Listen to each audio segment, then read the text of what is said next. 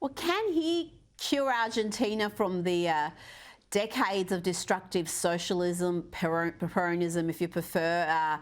And will that be perhaps a trend that could sweep through South America? Because you look at other countries there which were previously wealthy, they sit on massive amounts of oil, they should be wealthy, and yet their citizens are living in poverty.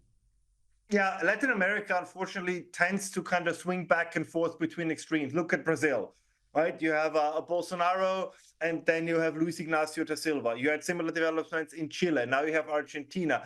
It's one of the very interesting characteristics of Latin America that they don't really have the kind of political continuity. So that's the thing. Is this going to be a fad, like Bolsonaro in Brazil?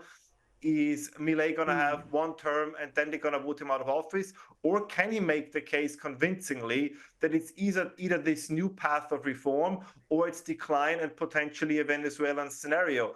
As I said, the voters in Latin America are tricky. They change their minds very quickly, very often. But maybe he can do something differently than those who came before him.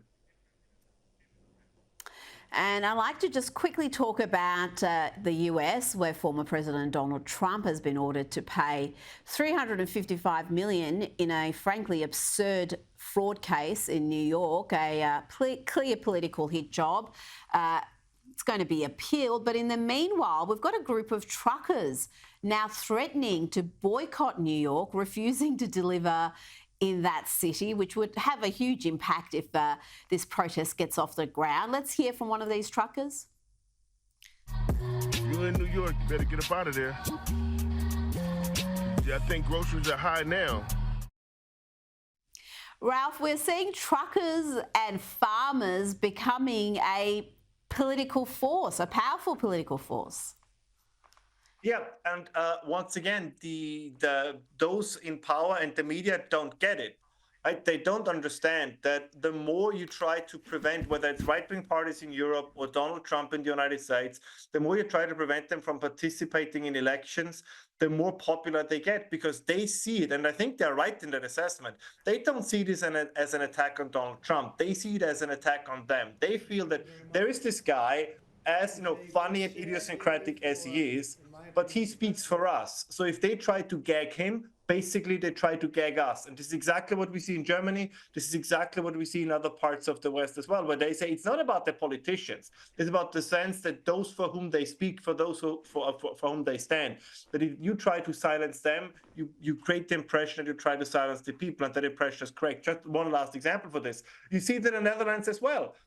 As we predicted on this channel, right, when I was talking with you after Geert Wilders' election success, we had this conversation, and they tried everything to prevent Geert Wilders from becoming Prime Minister of the Netherlands. It looks like they will succeed, but the result is going to be that people say, we vote for somebody, and yet again, these people are not getting into power. So they will get angrier, and at the next election, of course, more people will vote for them. I mean, I wish Donald Trump all the best. I think given what's going on for the American democracy, actually him winning the election would be a good thing, because you need to show that either you play by democratic rules, and if you try to subvert those rules, then you need to be punished. And I think electing Donald Trump would be the correct punishment for everything from Hunter Biden's laptop to what's going on now with these frivolous court cases. I think that would be the right sign by the people to those who are in power.